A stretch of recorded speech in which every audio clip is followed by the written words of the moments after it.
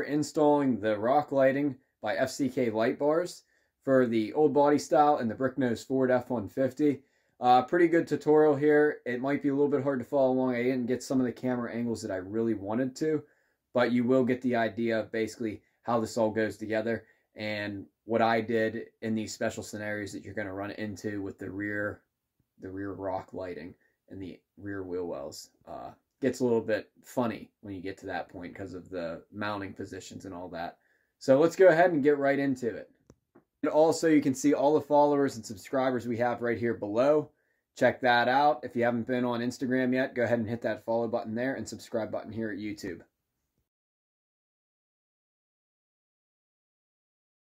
Okay, so we've got our controller box here for the Bluetooth lighting. This is the controller for the RGB rock LEDs that are going to go under the truck that we're going to install today.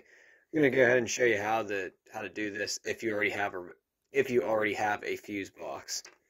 If you don't, you might want to read up how to wire in a fuse box or using an inline fuse for a power source here. I'm not sure if you've watched the last video or not on LED installation for the underglow kit, but this is going to be basically the same concept. This is going to go up to the fuse box for power, and then this negative one here is going to go to ground. I'm just going to hook it right into the side of the truck there on a bare metal spot, and it should be good. And then also I'll do that fancy loom that'll go up through here just to keep it out of the weather some. But most of the other stuff that's in the other room has this film on it, so it'll be nice. Just I want to keep this stuff protected here. It does not have that weather stripping on it. Really best to just go to your local parts store, get yourself some 16 gauge wire. You're going to want the ring terminals. This is the one I used. Fits perfect on that fuse box for me. And like I said, that loom is pretty good stuff too that I'll show you later. But again, you just want to, like with me right now, I'm going to go outside and I'm going to measure the distance from here, or the distance from my fuse box to this, where it's going to be mounted underneath the driver or underneath the passenger side seat there. Not the seat, but underneath the dash. And then I'm going to be able to figure out, okay, I got this much wiring, this length here. We'll cut it, splice it there with solder sleeves, and then we'll put this on. And we'll go from there. Okay, so I went out and measured the length of basically what I needed for where I was running. So I'm going right into the kicker panel with that control box. And I don't know, I probably took about 3 or 4 feet of wiring for this job. So we'll just use a solder sleeve right into here on each thing here for ground and for positive. For ground, it's going to be pretty short for what I'm doing anyway. I'm just going to go right into where I previously was with a different ground system, and we should be good. Just start by slipping this off. I've already got that perfectly figured out for you. Should get a set of wire strippers. I need to go run out and get a pair. They're down in the garage. Just take this, snip this off right here. And we're ready to start rocking and rolling. Strip masters normally work pretty good. You put the wire in on this side, clamps down, pulls it apart. They work really nice. Great tool. 16, I believe. So basically you just take it, put it right in there like that. This side here clamps down on it. Look at that. You got a perfect splice. Or a perfect strip. Okay. So we have that all together. We got our heat gun plugged in back here. Now, we got to get our solder sleeves out and get this all taken care of. So, when you're doing this, normally, you want to use 16, or you want to normally use these ones right here. Blue ones are the best for this application. We're going to take the wire, we're going to fish it over this one first. That way we have more room to back it off. Try not to get the wiring too gummed up there when you're putting them together. Spread them apart just a little bit. Same with this side. Throw them together. Just like that. twist them all up, kind of get them good so that they don't come apart on you when you go to melt this together. And then as simple as it is, you just take a heat gun and you just take it and melt it down. I like to do the edges first. That way it kind of sticks to itself. Doesn't come undone.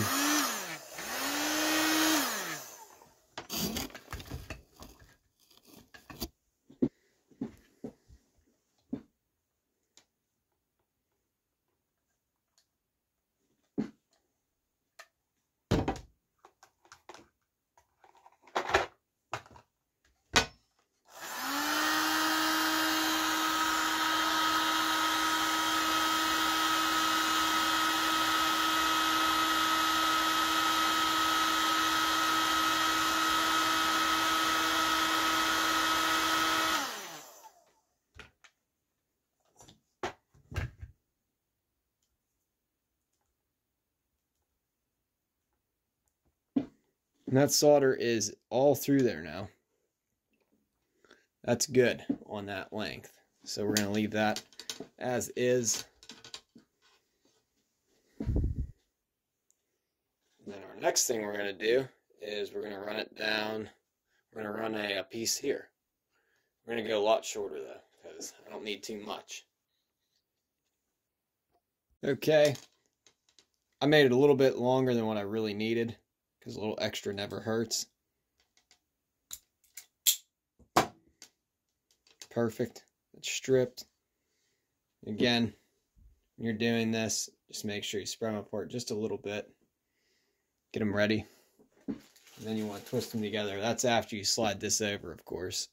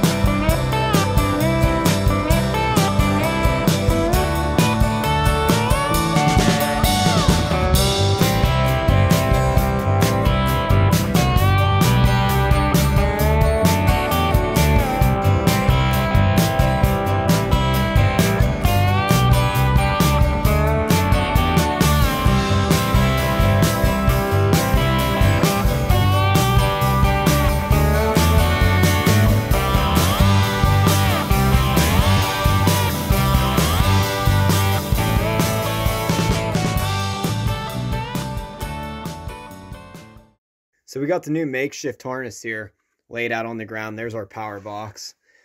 There is my heat shrink and all my loom that I ran. So this is going to be for power. And this is going to go to ground here, this shorter one. So basically, like I told you before, it's going to sit up in the kick panel. And then this will come down to the negative. This will be the negative. I'll just hook it in there on the side of the kick panel on a metal piece there. And then this will be run right through the firewall and up through. So this should all work out just fine. And same with this. This also is going to have to get run through the firewall as well. So we're going to have to figure out how to get both of these out there pretty quickly. We'll figure it out. I should have enough length to run into the cab too. I'll make the hole big enough. So we'll see. So as I was explaining earlier, this is the control box and I made my own harness for it. This is the grommet. Since everything's going right through here, we're going to pull this out. This is the kick panel here. And what we're going to do is then go right into there and wire right here, drill a hole through the firewall, and hope for the best. I think I'm using here a 5/8 inch bit. That should take care of it. So let's go ahead and get started with that. Okay, I have the kick panel pulled out of here. So next, what we want to do is I think I'm going to try to pull this out here. And then I'm going to try to go up in here and mount it right to here. I think that would probably be the best spot for it, honestly. Just right there. And it'll stay, hopefully. And I just got to peel this up a little bit and we should be good. And I got to clean my hand off. I cut it. What I'm going to do is go right next to where I put the original one in and just push a hole right here. Might make it a little bit easier. Sorry, let's get that camera in focus, but you can see it there. So we're just going to go right here, push this out. I'm going to try to mount it right here. Hopefully I have enough space to do that. And I think there's no better spot for it. Being that it's an old truck, it's much easier to put stuff in here like this than the newer things. Okay, I fished that through the firewall, so we did get it in there. What I'm going to do is, instead of drilling holes in this, I'm going to use 3M tape, automotive tape, and just put it on the back here and stick it to this. I think that's probably going to be way better than drilling anything. So we're going to just do that. I think I'm in good shape, just about. Right here, this is the stuff I was talking about. It's the 3M OE automotive tape here, and it works awesome for anything like this. I'm just going to carry them like this because this side's sticky, and then you peel the red side off, and you're good to go. So that's what I'm going to do. Okay, so there it is. I put the tape on there already. We're good. Next thing I want to do before I go any further is address getting these hooked up. We need to put a ring connector on each of the end of these. As you can see, that's where I went with this one originally, right here. So we're going to do the same for this one here, okay? That's the next thing to do. Okay, so we got the rings on here now, as you can see right there. Got them all hooked up, crimped it down. Longest one here is going to go through the firewall. It's going to go to out right here. It'll hook up with all these other ones on the firewall right here. And then what we're going to do is hook right to this one. I'll pull this cover off, get that unbolted, and we'll bring it right up through. Okay, so what I'm going to begin doing is feeding my longer line all the way up to the fuse box there. We're just going to move this back and begin pushing it through the grommet there. So let's go ahead and get started.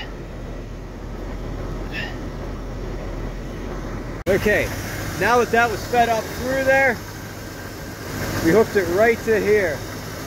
That's where my fuse box goes to. And like I said, our ground is going to be right here, right where this one is. So this will work and it'll be perfect when it's ready to go.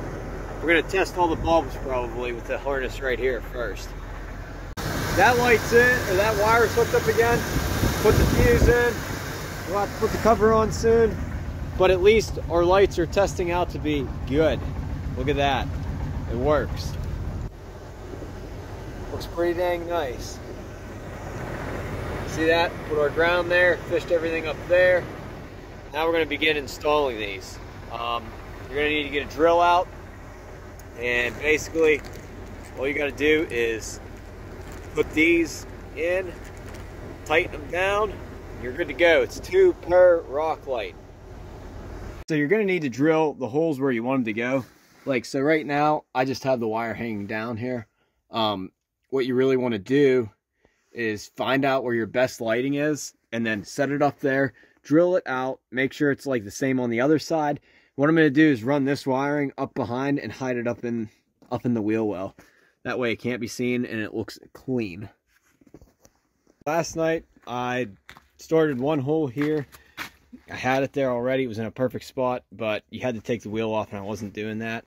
I just came over here, and the best place I found to drill into for that rock light was like right in here. And instead of using the provided hardware, I use self-tapping screws because it's very tough to get in there. And plus there is a hole right here already. So I just bored that out with the drill that I had and stuck the wiring harness up through there for the connectors. So this should be in good shape.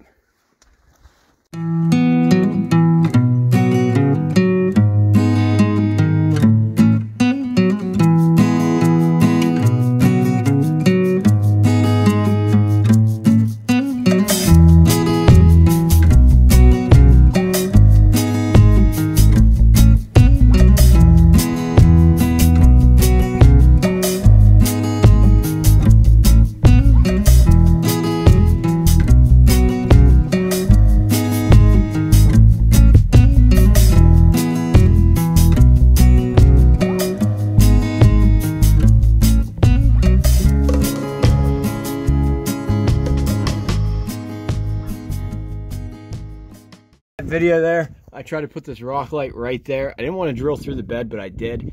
And now I'm not going to drill another one for this wire. I'm going to sneak it behind the fender liner here, just because it's going to be a little bit nicer. I mean, it's not going to look as clean as going through the bed, but I do not want to put another hole in this bed. As you can see here, that's where it goes. There is no liner between the two. So you have to go through the bed no matter what if you're going to do it this way. And I'm hoping I position them out far enough that it's going to light up the entire wheel well and everything. So we'll see. I may have to move it, and I don't want to do that either. So, because I'll have to weld those holes shut there. So we'll go ahead and move to the other side now. So if you're able to get by and delete your smog, it makes it much easier for setting your wiring up through the fender well here. And then I was able to just go around back and do this right here. I just put the actual rock light on top, tried to position it the same way that I did on the other one, and just drilled through the top here. That way it eliminated me this time from having to remove the actual wheels off the truck here. So now it's time to wire up. So my next task, now that I got all the lights in, we're going to start running the wiring harnesses. I have extensions for the rear in case I need them because of the 8-foot bed, but we're going to see if we don't have to use them or not. That's what I'm probably going to start with, is the back first, and I'll show you where I'm going to go with that to get the wiring, you know, hidden away as best as I can. So let's go ahead and get started on that. Okay, so since this came out next to the kick panel, that's where the harness starts. And then if I go in under here, I go across the transmission frame rail there. I haven't secured anything yet, but I go through all the rails. You can see it's coming through down there, and then it ends up coming up here. I'm going to drill a hole through the liner. I'm going to drill a hole through the liner there. That way I can zip tie it to here, and it won't show and it won't stick out. It's a way better idea than just putting another bolt up through here, drilling another hole in your bed to get through there. It's just not worth the hassle. And then I fished this side up through here. I don't even know why that horn's there anymore, but ended right there. So we have that all set up. And then went across down here underneath the frame, and we went across the top of the transmission in here, and then it come out right to here, as you can see, and I just pushed it right up through. See it right there? I just pushed it up through there, and it ended up right here. Hold on. This thing's got to zoom in and out. There we go. Ended up right there. That's where our connection's at. So, this thing looks good. We're in good shape. Now, like I said, everything's going to need secured, and I just have to run my wire to the back. This might be where I need an extension, but we'll see.